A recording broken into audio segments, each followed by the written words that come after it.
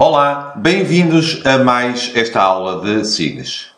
Hoje vamos falar sobre a criação de camadas vetoriais no formato shapefile. Para isso, eu quero pôr-vos aqui o problema, mostrar-vos o problema, que se trata de uma questão. Eu tenho aqui um mapa antigo de uma região que estamos a trabalhar, a estudar, e necessito, naturalmente, de digitalizar a informação que eu aqui tenho.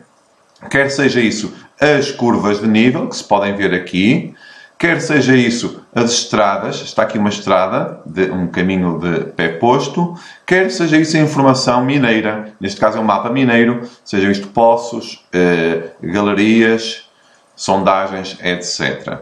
Aliás, esta informação mineira pode-se ver aqui nesta legenda do mapa.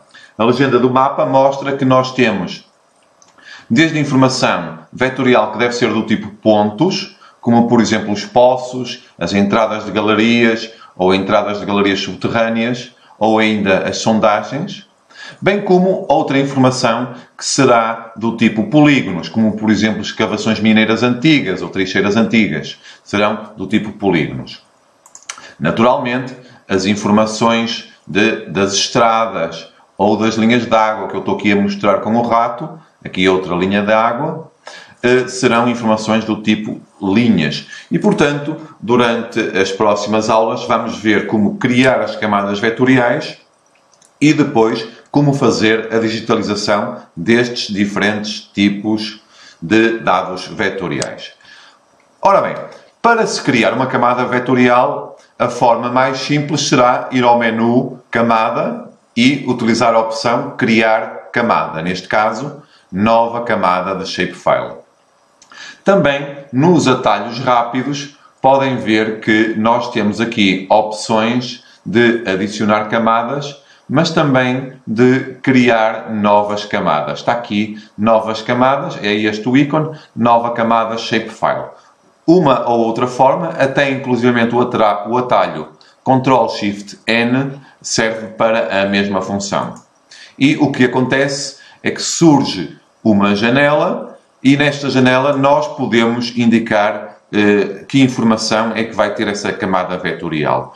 Por exemplo, para os pontos das estruturas mineiras, eu tenho que indicar que o tipo será pontos, naturalmente. Qual é a codificação dos textos que eu for escrever nesta camada? Se é o TF8, se é System, isso é alvo de uma outra matéria. Qual é o sistema de coordenadas? Neste caso, o sistema de coordenadas que a minha camada original tem portanto, Lisboa A4 de Gauss do Instituto Geográfico do Exército. É este que eu escolho. E depois, quais são os campos que a tabela de atributos vai ter? Ora bom, se eu estiver a falar das estruturas mineiras, naturalmente eu tenho que ter uma descrição do que é essa estrutura mineira. Ora, o nome do campo será descrição, será do tipo texto, basta-me 30 caracteres, será suficiente para criar então esta informação e eu faço adicionar à lista de atributos. E vejam que aqui na lista de atributos eu tenho o campo que é sempre criado por omissão, que é o ID, e agora tenho um campo de descrição que é do tipo string, digamos que é, portanto, do tipo texto, com um comprimento de 30 caracteres. Feito isto, basta-me fazer OK, e vejam que o passo seguinte é ele perguntar-me aonde é que eu pretendo gravar então estes dados. Naturalmente eu vou criar estes dados nos meus dados do curso e vou-lhe chamar, ora, Portela das Cabras, este é o meu projeto de Portela das Cabras, e vou-lhe chamar aqui ao shapefile estruturas mineiras pontos, porque haverá uma de polígonos, como eu já expliquei. Faço guardar e vejam que o shapefile aqui das estruturas mineiras pontos foi acrescentado ao meu painel de camadas. Ali está ele. E, naturalmente, se eu for abrir a tabela de atributos, vejam que neste momento ela está vazia. Eu não tenho ainda nenhum ponto criado, mas com os dois campos que eu indiquei. Vou fazer a mesma coisa para uma camada, e agora vou fazer por aqui, criar nova camada, shapefile de linhas. Neste caso vai ser as linhas para as curvas de nível, indicar o mesmo sistema de coordenadas. As curvas de nível têm que ter sempre um campo naturalmente que é a cota, ou a altitude, então eu vou-lhe criar um campo chamado cota, e aqui no tipo vou indicar que é um número inteiro. No número inteiro ele pede-me para eu indicar qual é o tamanho do número inteiro que eu pretendo.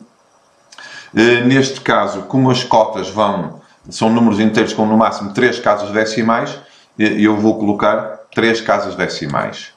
Cota, número inteiro, 3 casas decimais. Faço adicionar à lista de atributos e aqui está o campo cota criado. Vamos imaginar que eu depois pretendo distinguir entre aquilo que são curvas de nível principais e curvas de nível secundárias. Então, eu posso lhe acrescentar ainda aqui um campo do tipo texto, que diz só sim ou não, e se é uma curva principal ou secundária. Então, curva principal.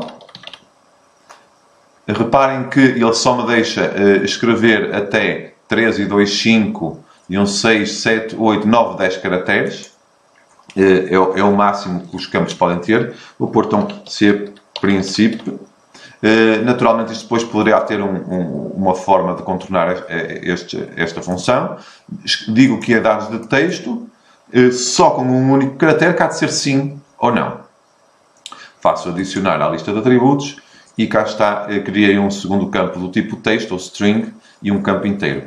Já agora, poderemos também criar campos decimais, e se eu criar um campo decimal, naturalmente, além da largura, posso indicar qual é a precisão. Ora, a precisão corresponde ao número de casas decimais que este número decimal deverá ter.